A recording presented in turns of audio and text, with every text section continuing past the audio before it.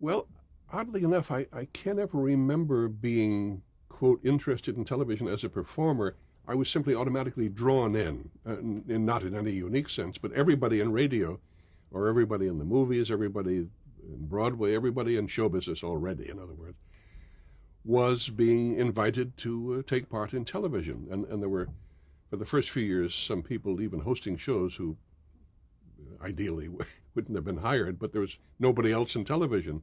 It wasn't that they told Bob Hope to step aside some local guy that with no talent was going to take over. That's not how it works. The thing was that the Bob Hopes and the major stars, the film stars, didn't want to touch television in those days. First of all, most of what they saw at home was pretty bad. Television did not start out being great and go downhill. It started out being awful, and it went up and down over the years and still does. So, but the opportunities were there. So if you were a singer, dancer, trumpet player, band leader, whatever you were, the work suddenly opened up, and we were all just invited to take part, and we tried it, and if we enjoyed it, we kept doing it.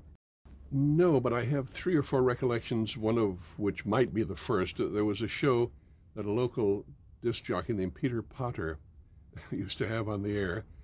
He would play recordings or portions thereof, and then a panel would evaluate them, and his question was, will it be a hit or a miss? Who knew? But we would pretend that we knew and make predictions.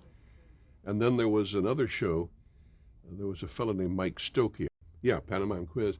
It was just a matter of playing charades, but as an organized game, which is a very cute idea, a simple idea. In fact, most of the game show ideas in those days were very simple. They were parlor games that we'd all been playing since childhood, but somebody had the good idea to put a TV frame around it and often had big success. So it was probably either as a guest on Pantomime Quiz or Peter Potter's Platter Parade that I was on first.